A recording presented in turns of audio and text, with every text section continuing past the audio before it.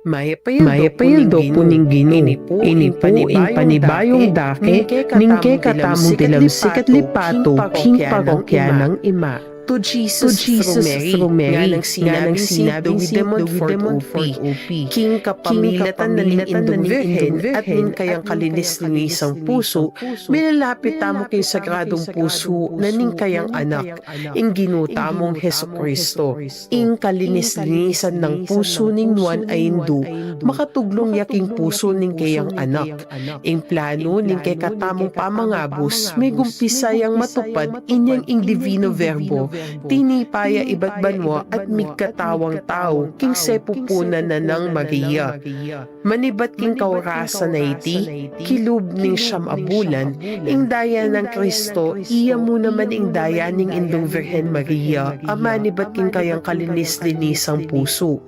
Ing puso ng Kristo, pipintigyang kasanmetong ning puso ng Maria. Ing puso ng sakdalinis Maria, may banggit yang makatadwa king Biblia. Ing mumuna, king Ebanghelyo ng San Lucas, nung nukarin kay bat ng mibait Jesus, ing Maria iningatan na iting anggang bage, at pibule-bulayan na king kayang puso. Ing kadwang pangabanggit, ning puso ning nuan na hindu, abasa taya king Ebanghelyo ng San Lucas, inyang ikde ilang adwang San Jose, ing Ginong Jesus king templo, kay bat nang mawala kilubning atlong aldo. Ingindong virhen ingatan na king kayang puso iting anggang may sabi. Dening adwang okasyon nung nukarin niya may banggit ing puso ning indong virhen, papakit ne ing kapilubluban ning indu. Nung nukarin pibule-bulayan na lang niya masamas ding misteryong makapadugot king kayang anak. Karing imahen na ning Immaculada Corazon de Maria, akakit talang atin niyang espadang makatarak king kayang puso. Ini pauling impropesiya sinabi ng Simeon king indong virhen, na king sarili mong kaladwa taglusya naman ing metong asundang, king bang mipakilala ing kaisipan ding dakal a puso. Iti metong niyang ulang makapatungkol king sakit at kalungkutang danasan na ning indu, paulinan ning pamaylasa na ning kayang anak. Inyang ingginong Jesus, pepakit yakang Sister Lucia, metong karing visioneros ning Fatima, sinabi ng kaboryan ng Santa Iglesia mitatagyang debosyon king kalinis-linisang puso ning kayang indu. Kaya bena ning debosyon king kayang sagradong puso.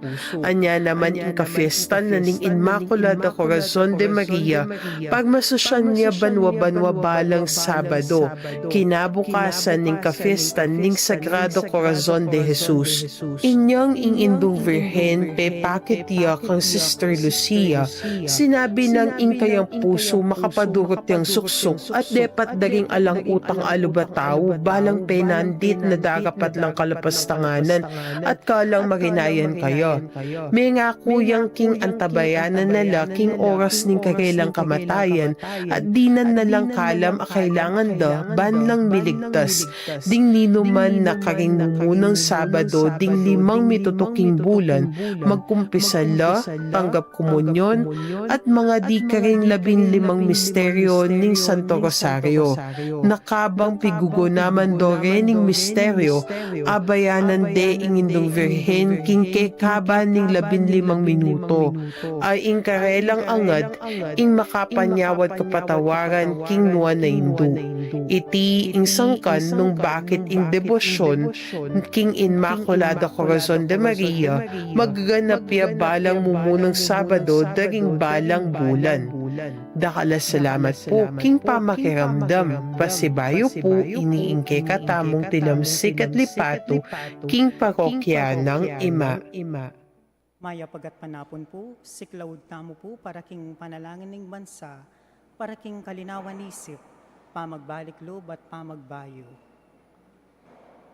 Maluguday pa, Diyos ning katutuan at ustisya, tinubod ming bugtong mong anak, Yesu Kristo, aking kapamilataning kayang pamaylasa, kamatayan at pamanyubling mebye, pepahayag na yung kekang pakalulo, at sinut na kami keka at kingyato.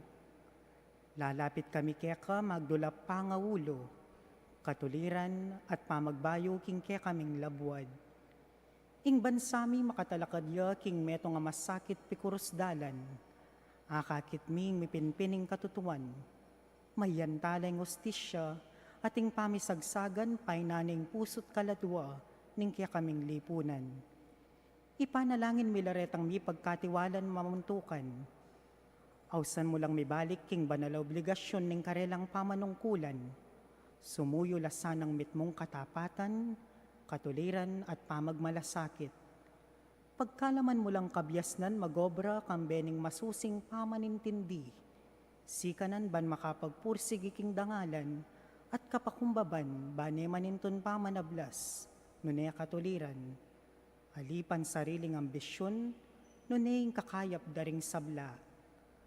Patawaran mo kami king pamipikit mi karing matami, king nanumang gusto at matulid, king pamananggap mi karing kasangkanan, king lugal na ning kapakibatan karing dapat mi, at king pepabren ming pangawala ning kapayapan at pamisan metong. Painaking kaya kaming kapanayan para karing kaya kaming memalen. Akuan ming dakalabeses menahimik kami, arapaning e ustong kararaptanan, uling pinili ming mayan at alang kasakit-sakit kaya kami, kaya saking konsensya mi. Uling ing takot kaya saking katapangan, ing kayalan malasakit kaya saking responsibilidad. O banal Espiritu, ibayo mo la ring puso mi, atas laganan mo la ring kaisipan mi. Dala mo kami iba't king kayalan pakyalam, papunta king pamagmalasakit. Iba't king katahimikan, papunta king mitmong katapatan na dapat. Iba't king pamisagsagan, papunta king pamisan metong. At iba't king kasiranlub, papunta king kapanayan. Ituro mo kaming talakad maglualo para king katutuan mitmong kalinawan, pagpursigyan ng ustisya kambening pakalulo, at maging kasangkapaning kapayapan at pamikasundo. Ipaslagmeng kaya kang sala king kaya kaming bansa, pakayapan mo'y may nga sira, ulwan mo'y may nga sugat, at italakad meng meto nga balayan, ay maglibe king katutuan para muking kasngawan, at eme susuko king kayapan paulining takot. Manano na sana iti maging banal ning panawon ning pamagbalik-lob, kapanisyan at kapaglarinan, at pamagbayo para king kakatamong bansa. Ban kanita, maging tunay kaming bansang mabibye king kasalpantayanan, kapanayan at lugod, lalamning pamaningat mo ang tingib pami. Itiyaduan mi king kapamilataning ginuming Hesukristo ng anak mo, ang mabibye ang puan magari kambe mo, king kameto nganing banal Espiritu, Diyos manggaman king alanangga. Amen. Virgen de los Remedios, sinduning kapaldanan, ipanalangin mo kami. San Lorenzo Ruiz at San Pedro Calungsod, ipanalangin niyo kami. San Miguel Arcangel, ipanalangin mo kami. Luklok tamo po para karing mapila na paganakak habang pagmasusyan tayong banalamisa. Ikabiting cellphone king silent mode at iwasan gamitan iti kabang may pagmasusyan niya ing banalamisa. Ingatan na rin sariling kagamitan at maging maingat at responsable kareti, bana iwasan ing kakawalan kareti. King Santa Misa, makyabe tamong makibat at magkantang malakas. King oras o dake ning konsegrasyon, siklawd tamongan king kapanyamban. Nung alakang pisiklawran, manatiling makatalakad. Pero nung malyari at sukat agyuta naman, sukat tamo sanang siklawd mas kala tamong pisiklawran, anting kagalangan king katawan at daya ng Kristo. King komunyon, tukyan tayong row by row system, panayan talang mantabe ding kaya katamong asharets. Nung tanggap komunyon king gamat, 7 pakananla ring makapaladagamat, kay liba boning wanan, tulid ning kaya kang salu. Panayan na milaging banalos tsa king palad. Kuwanan yung ostya king wananagamat, at agad yang isubo. Ingatan ning alang mugmug ning katawa ng Kristo ing mitagan karing gamat. Malyariya mo naman tanggapan ning banalos tsa king dila. Nung yaka maksadyang makinabang, pauning ning alika pa may kapagpakumpisal, at para karinganak na alipat hinanggap king pamakinabang, pikursla ring gamat kay liba boning kaya kang takde, ning kaya kang salo, at duko ka king ministro bantanggap bendisyon. Kaya rin na ning misa, makyabe tamong magkanta king pamupu sa dalit, at alita pamululwal o mamako kagad. Papanatilyan tamo yung kalanisa ning kilub ning pisamban. At nung ating papabless sacramentals o devotional gamit, miki birthday o miki anniversary, kay bat na po ning misa, lumapit na mo king harapaning lalam ning sanktuaryo, alita na mamanik o dalalan po king sanktuaryo. Dakal pong salamat. Good afternoon, brothers and sisters. Today is the 11th Sunday in Ordinary Time. Many in our societies and our communities are in need of healing. We too need the healing of forgiveness, maybe also of illness and pain and suffering. Jesus came to bring us healing from sin, and he sends out his disciples in the past and today to bring healing to a world so often afflicted and yet often harsh and pitiless. Let us ask the Lord that we may pass on to others the mercy he is showing to us. Let us greet Christ in the person of our Mass presider, Reverend Father Jason B. Miranda.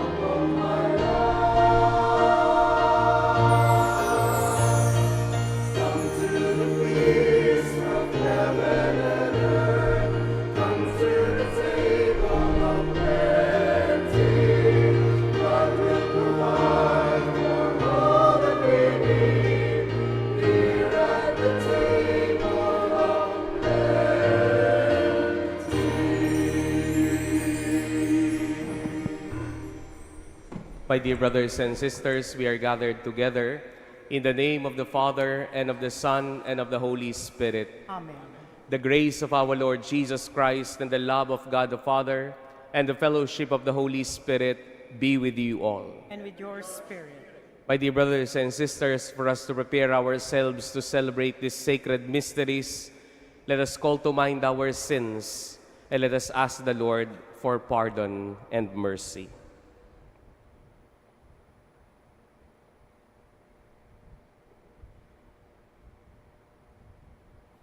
Lord Jesus, you came to gather the nations into the peace of God's kingdom. Lord, have mercy. Lord, have mercy. You come in word and in sacrament to strengthen us in holiness. Christ, have mercy. Christ, have mercy. You will come in glory with salvation for your people. Lord, have mercy. Lord, have mercy. May Almighty God have mercy on us, forgive us our sins, and bring us to everlasting life. Amen. Gloria in excelsis Deo.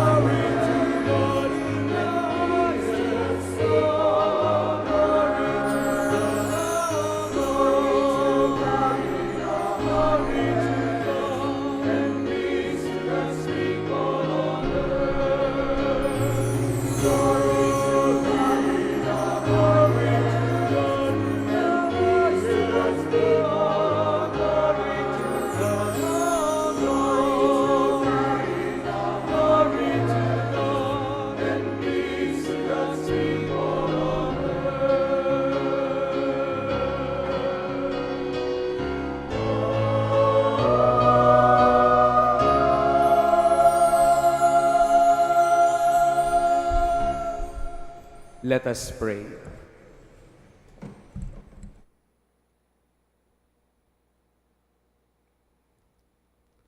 O God, strength of those who hope in you, graciously hear our pleas, and since without you mortal frailty can do nothing, grant us always the help of your grace, that in following your commands we may please you by our resolve and our deeds.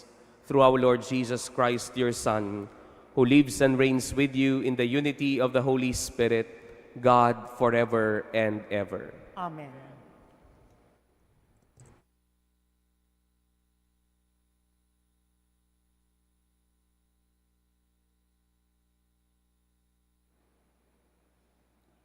A reading from the book of Exodus.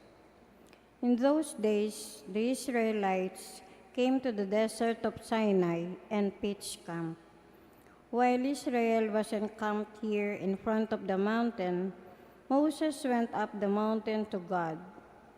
Then the Lord called to him and said, "Thus shall you say to the house of Jacob, tell the Israelites, you have seen yourselves how I treated the Egyptians, and how I bore you up on eagle wings, and brought you here to myself.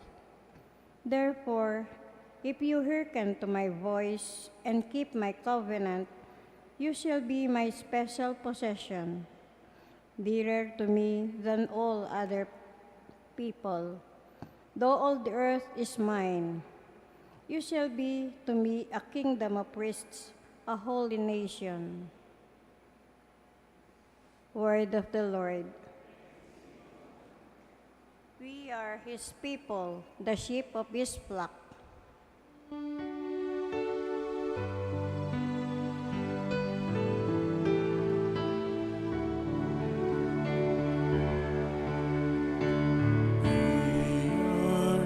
His people, the sheep of his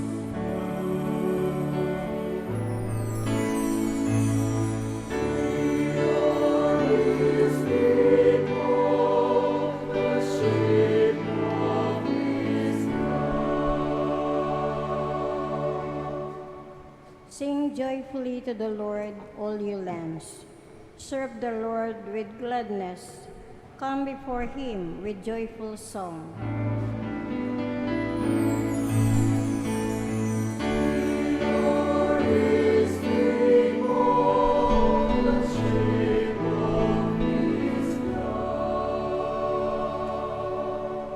Know that the Lord is God. He made us. His we are, his people, the flock he tends.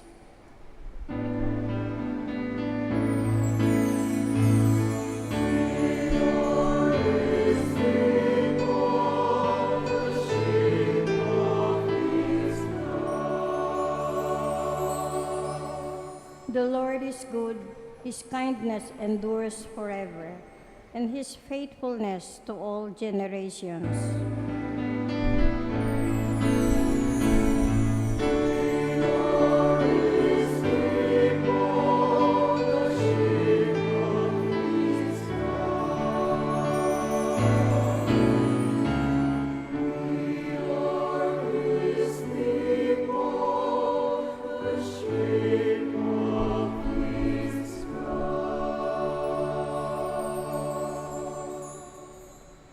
A reading from the letter of St. Paul to the Romans.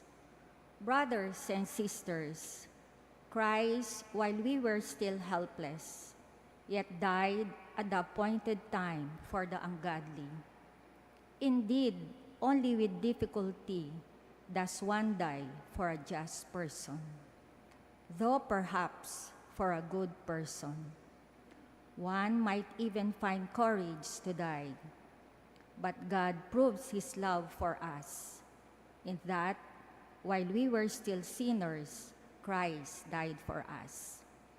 How much more then, since we are now justified by his blood, will we be saved through him from the wrath? Indeed, if we were enemies, we were reconciled to God through the death of his Son. How much more, once reconciled, will we be saved by his life? Not only that, but we also boast of God through our Lord Jesus Christ, through whom we have received reconciliation. The word of the Lord.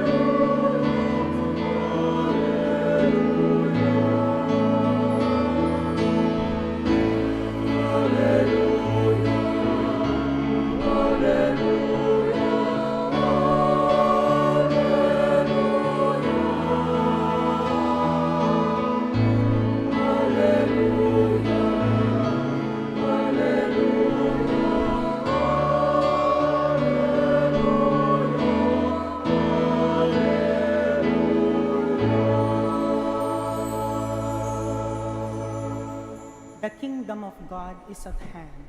Repent and believe in the gospel.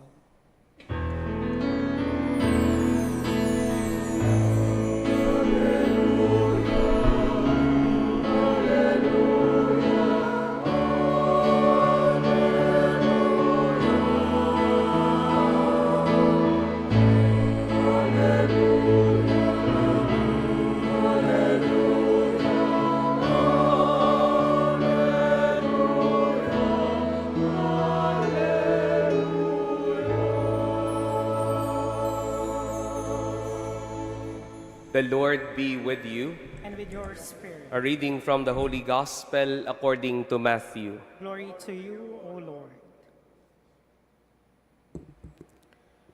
At the sight of the crowds, Jesus' heart was moved with pity for them because they were troubled and abandoned like sheep without a shepherd.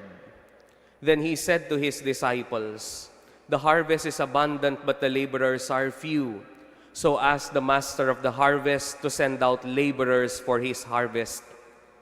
Then Jesus summoned his 12 disciples and gave them authority over unclean spirits to drive them out and to cure every disease and every illness. The names of the 12 apostles are these: first, Simon, called Peter, and his brother Andrew, James the son of Zebedee, and his brother John, Philip and Bartholomew, Thomas and Matthew the tax collector, James the son of Alphaeus and Thaddeus, Simon from Cana, and Judas Iscariot, who betrayed him. Jesus sent out these 12 after instructing them thus: "Do not go into a pagan territory or enter a Samaritan town. Go rather to the lost sheep of the house of Israel. As you go, make this proclamation: the kingdom of heaven is at hand. Cure the sick, raise the dead, cleanse the lepers, drive out demons. Without cost you have received, without cost you are to give."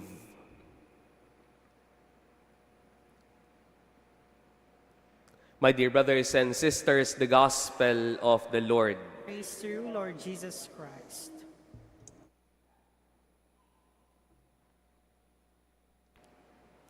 Once again, we thank the Lord today for gathering us in order for us to listen to His words and to eat His body and drink His blood in today's Eucharistic celebration. As we gather today, all our intentions, and we receive God Himself in this Eucharistic celebration.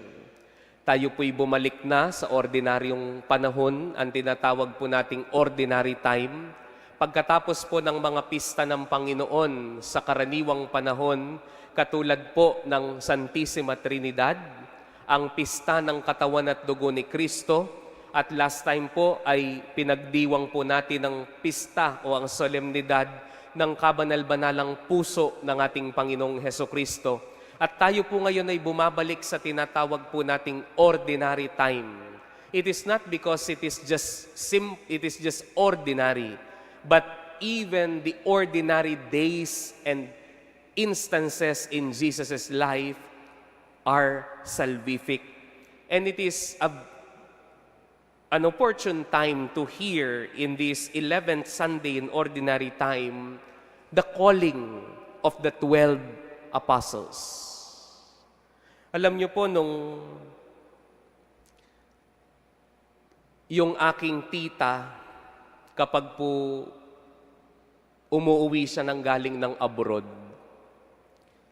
siya po'y nagdadala ng mga regalo sa kanyang mga bayaw, Ang dala po niya'y lipstick. At dahil iba't iba po yung gusto ng lipstick ng mga babae, pag ayaw po nila yung shade, ang sinasabi nila, "Ba't ganyan naman ang pinili mo? Wala kang taste." Kahit po yung iba sa inyo, di ba? Kapag makikita natin yung mga ibang tao, bibili sila ng damit, bibili sila ng kung ano-ano, tapos papakita nila sa'yo. Tapos minsan nababaduyan tayo. Sabi natin, ba't ganyan naman na suot mo? Namili ka na rin, wala ka pang taste. Kapag po sinasabi nilang wala kang taste, hindi ka marunong mamili. Ulitin ko po yun. Kapag sinasabi nilang wala kang taste, hindi ka marunong mamili. Mga kapatid, dito sa Ebanghelyo, ang Panginoong Hesus namili. Namili siya ng 12 alagad. Tignan po natin yung taste ng Panginoon. Tignan po natin yung pinili niyang 12 apostles. Unahin po natin si San Pedro. Si San Pedro po, kilala po natin yan, mainit ang ulo. Pinili niya ang mga alagad upang ituloy ang misyon ng kaligtasan. Pero pumili siya nito. Si Simon Pedro, nung ang Panginoon ay hinuli, tinanong kung kilala niya si Jesus. Pero pinagkanulo niya, 3 beses. He denied the Lord 3 times. Ang susunod po ay yung mga anak ni Zebedeo, sina Santiago at Juan, James and John. Aba, itong dalawa na ito, kinausap pa yung nanay nila para magninang. Pinuntan pa si Jesus ng nanay at sabi, Lord, 12 po yung iyong pinili. At kapag ikaw ay pupunta na sa iyong kaharian, ang gusto ko sana, yung isa sa anak ko uupo sa right, yung isa sa anak ko uupo sa left. Ambitious. Kung titignan po natin si Tomas, nung si Jesus ay muling nabuhay at nagpakita sa kanyang mga alagad, ano sinabi ng mga alagad? Buhay ang Panginoon. Nakita namin siya. Ano sabi ni Tomas? Hindi ako maniniwala. Hanggang hindi ko nahahawakan ang butas sa kanyang tagiliran. Sino pa? Si Mateo, tax collector. Ang sabi ay, siya'y nakikikolud sa mga Romano upang maningil ng buwis. At makikita natin sa pinakahuli, si Judas Iscariote, at sabi ng Ebanghelyo, ang nagtaksil kay Jesus. Mga kapatid, kung titignan po natin ang taste ng Panginoon, pwede nating masabi, Lord, wala ka naman taste. Namili ka na rin, hindi ka pa namili ng maayos. Pero kung titignan po natin ang pagpili ng Panginoon, kapag namimili ang Panginoon, hindi lang siya nakatingin sa nakaraan. Nakatingin siya sa hinaharap.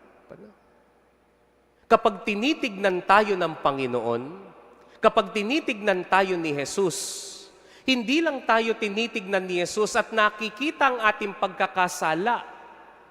Tinitignan din ng Panginoon ang mabuting pwede nating gawin sa hinaharap. Kaya mga kapatid, yun ang mabuting balita sa atin. Sino po bang makakasabi dito na tayo'y perpekto? Tayong lahat. In one way or another, we have betrayed the Lord. Walang karapat-dapat na humarap sa altar ng Panginoon. Pero bakit tayo tinatawag ng Diyos? Dahil sinasabi ng Diyos, pinipili pa rin tayo araw-araw ng Panginoon dahil kahit na may nakaraan tayong hindi maganda, nakikita niya na tayo ay makakatayo. Nung minsan, may lumapit po sa akin isang teenager na babae. Siya po'y nag-graduate na. At sabi niya sa akin, Father, miserable po ang aking buhay. Sabi ko'y bakit? Kasi po nung bata kami, ang aking nanay ay nanlalaki. Nung bata kami, ang aking tatay ay nambabae. Kaya po kasalanan nila kung bakit miserable ang buhay ko ngayon. Sinira nila ang pamilya namin. Isa lang po ang sagot ko sa kanya. Hindi ko man alam ano ang nangyari, pero kung miserable ang buhay mo ngayon, choice mo yan. Bakit? Kasi meron din po ako isang kaibigan na lalaki, may pamilya na po siya ngayon, 2 ang kanyang anak. Parehong kwento. Sabi niya sa akin, alam mo, Father, nung bata kami, yung nanay ko ng lalaki,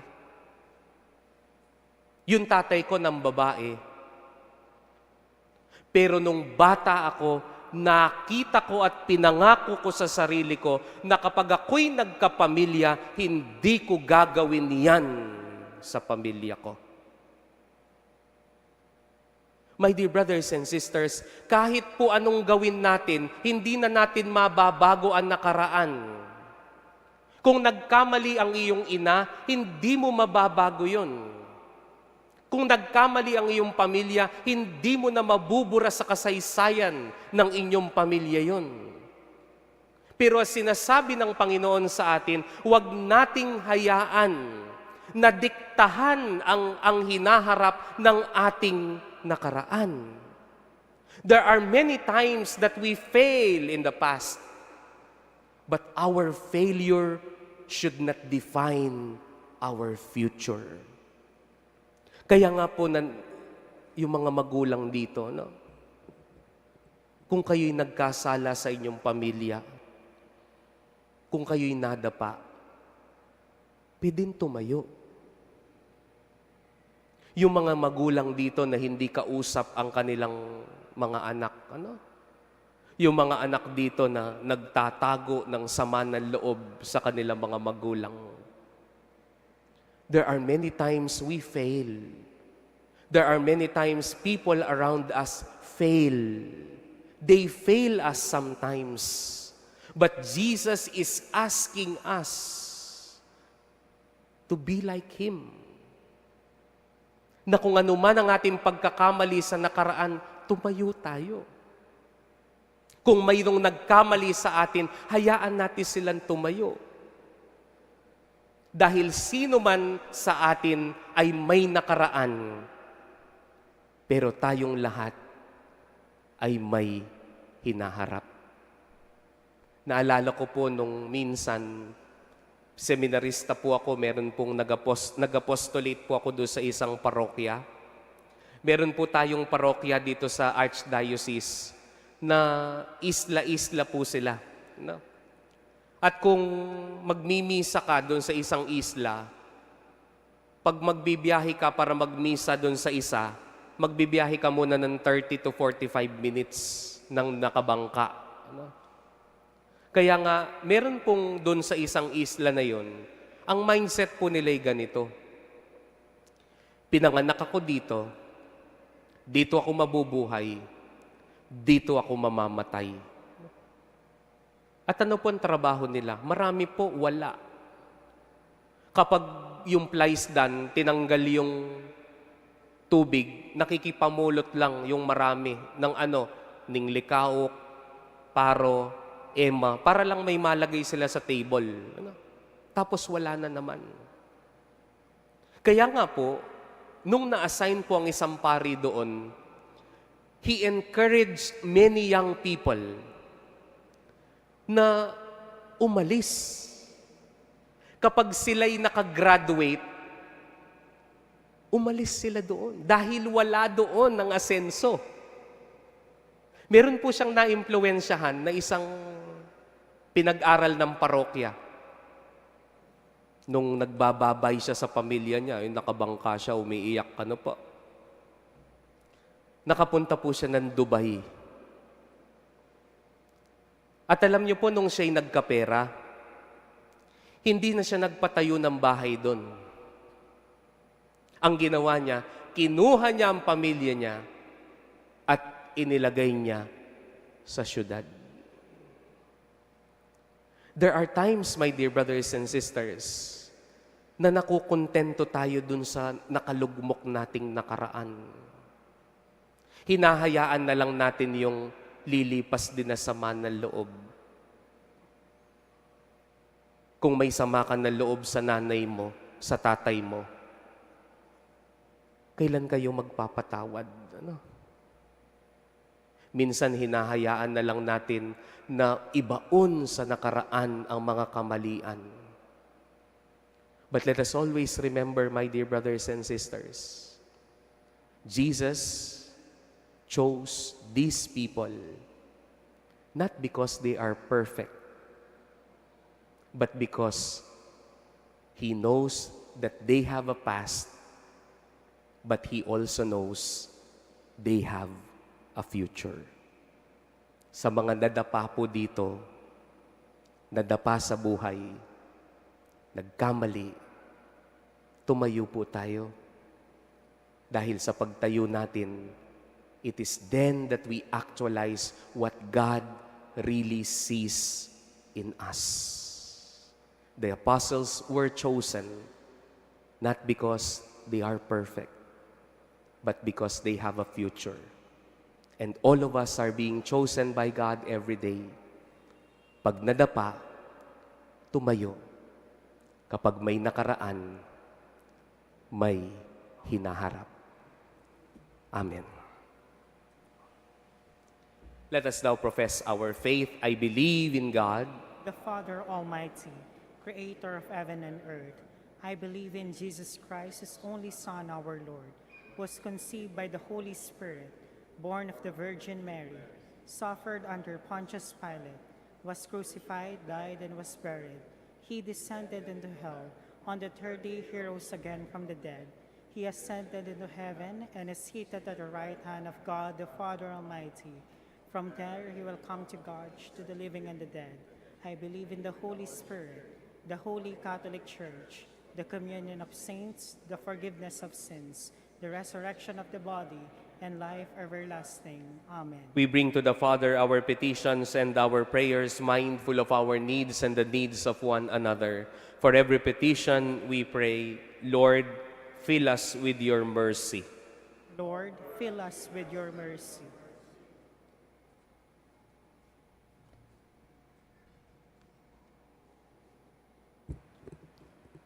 Lord Jesus, make your church treat its erring members with deep compassion and endless patience in the way you are lenient with us. And so we pray.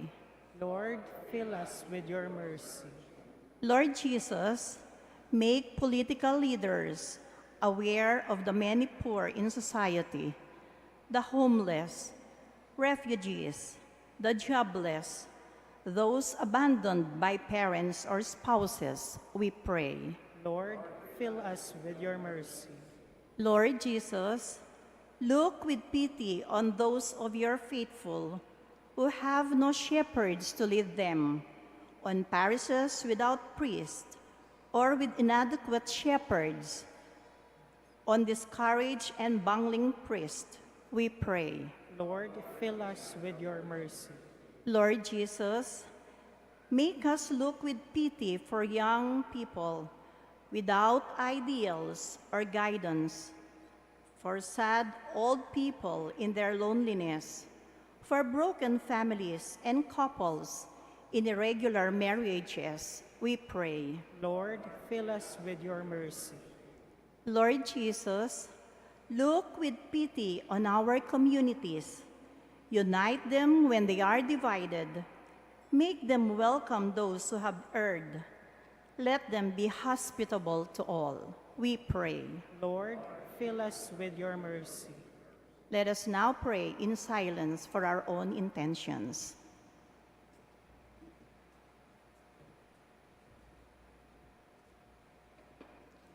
God our Father, here are the petitions of your children, and we ask you to hear them through Christ our Lord. Amen.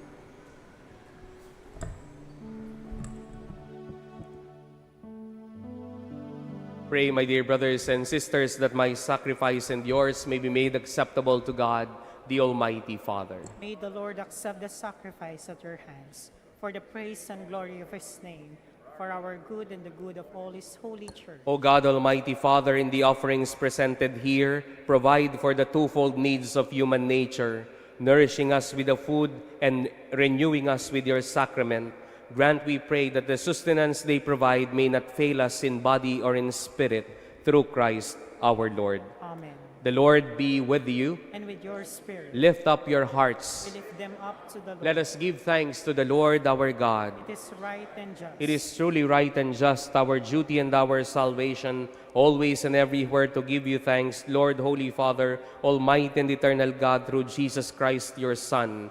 For we know it belongs to your boundless glory that you came to the aid of mortal beings with your divinity, and even fashioned for us a remedy out of mortality itself, that the cause of our downfall might become the means of our salvation through Jesus Christ, your Son. Through him the host of angels adores your majesty and rejoices in your presence forever. May our voices, we pray, join with theirs in one chorus of exultant praise as we acclaim.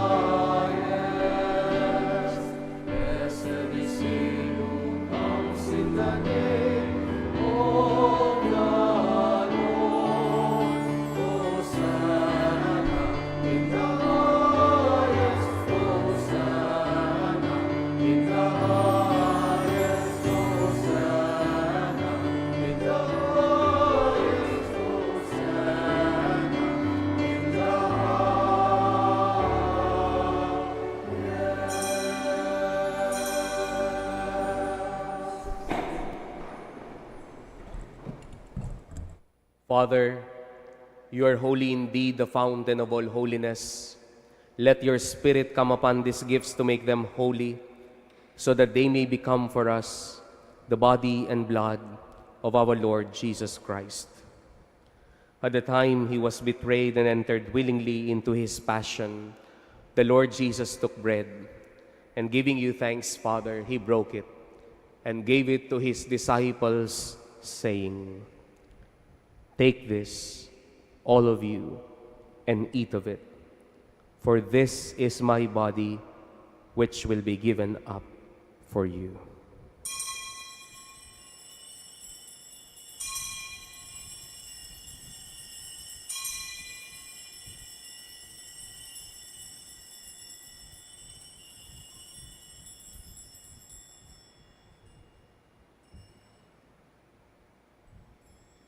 In a similar way, when supper was ended, the Lord Jesus took the chalice, and once more giving you thanks, Father, he gave it to his disciples, saying, "Take this, all of you, and drink from it, for this is the chalice of my blood, the blood of the new and eternal covenant, which will be poured out for you and for many for the forgiveness of sins. Do this in memory of me."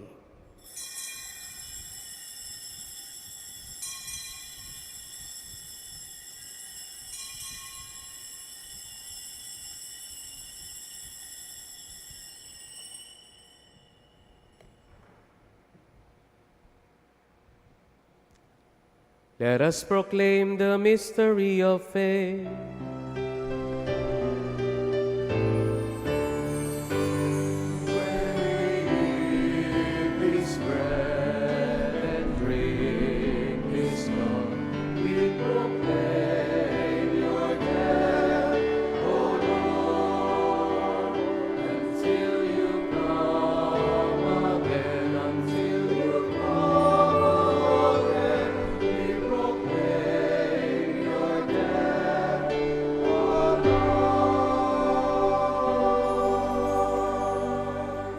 Therefore, as we celebrate the memorial of his death and resurrection, we offer you, Father, the bread of life and the chalice of salvation, giving thanks that you have held us worthy to be in your presence and minister to you.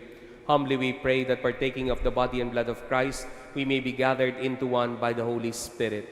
Remember, Father, your church spread throughout the world, and bring her to the fullness of charity, together with Leo, our Pope, Florentino and Paciano, our bishops, and all the clergy. Remember also our brothers and sisters who have fallen asleep in the hope of the resurrection, and all who have died in your mercy. Welcome them into the light of your face.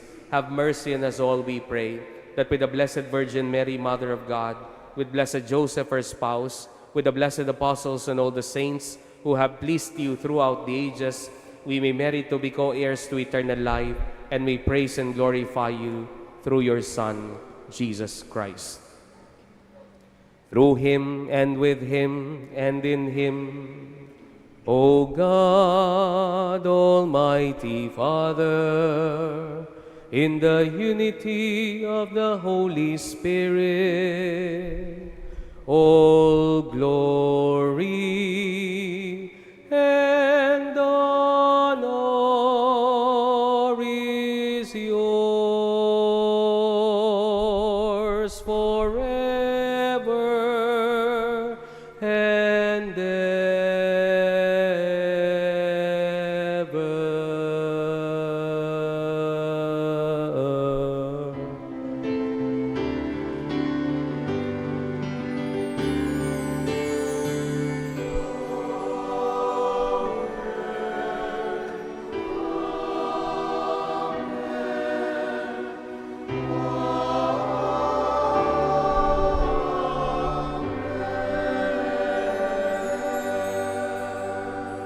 Gathering all our prayers and praises into one, to the Father we pray.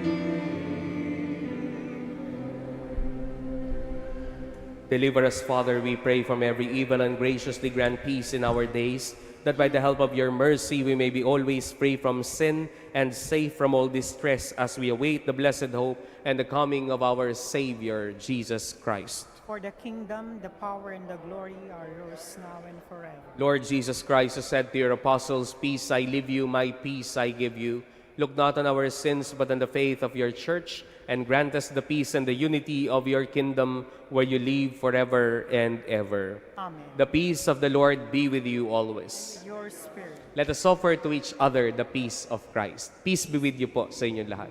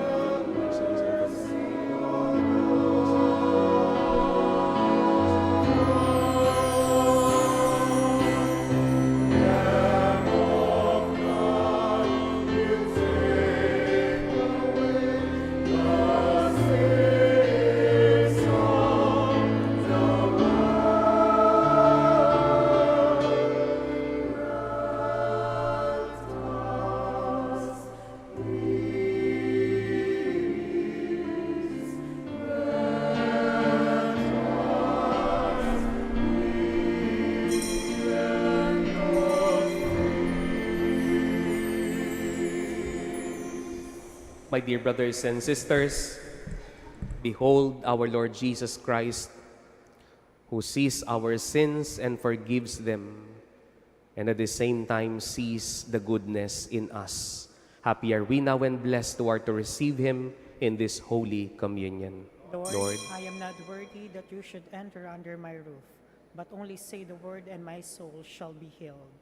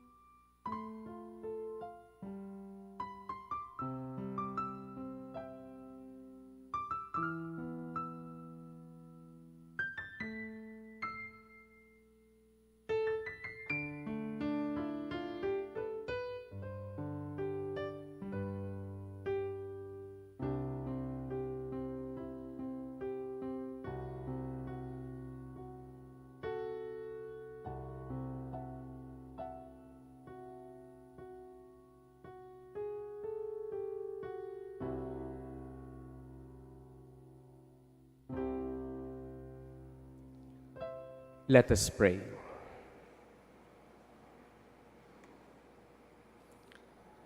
As this reception of your Holy Communion, Almighty Father, foreshadows the union of the faithful in you, so may it bring about unity in your church through Christ our Lord. Amen. Luklok tamo po. Atin tamo pong second collection nganing Domingo para karing miapektuan at biktima ng lindol karing King Mindanao. Dakal pong salamat.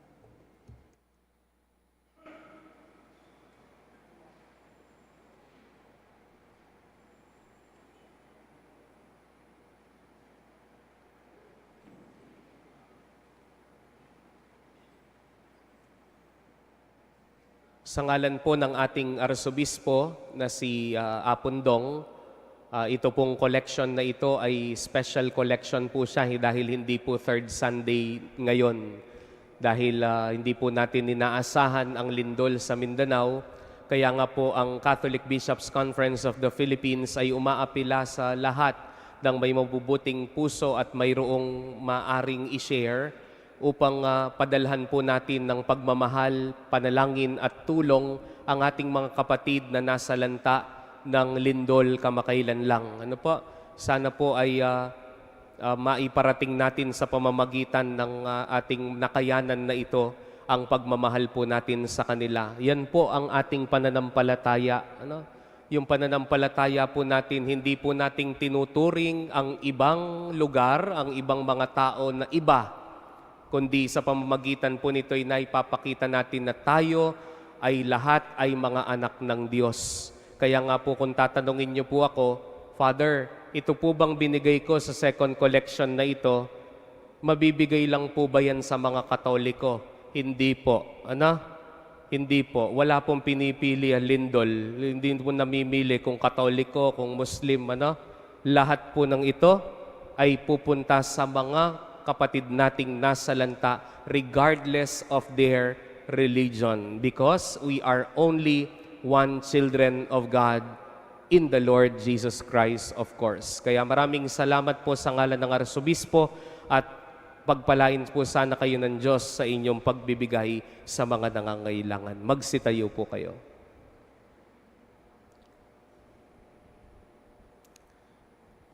Lahat po tayo ay may nakaraan. Lahat po tayo ay nadadapa. Ngunit hindi po tinitignan lamang ng Diyos yon. Pinipili tayo ng Diyos araw-araw. Hindi dahil karapat-dapat tayo. Nakikita niya po ang mga panahon na nadapa tayo. Pero nakikita niya rin ang mabuti nating kayang gawin ang pagbabago natin sa darating na panahon. Therefore, God tells you, do not allow your past, your mistakes, to dictate your future. The Lord be with you, And with your spirit. and may Almighty God bless you and your loved ones, the Father, and the Son, and the Holy Spirit. Amen. The Eucharist has been offered. Let us now go. The Lord tells us we have a future. Thanks be to God.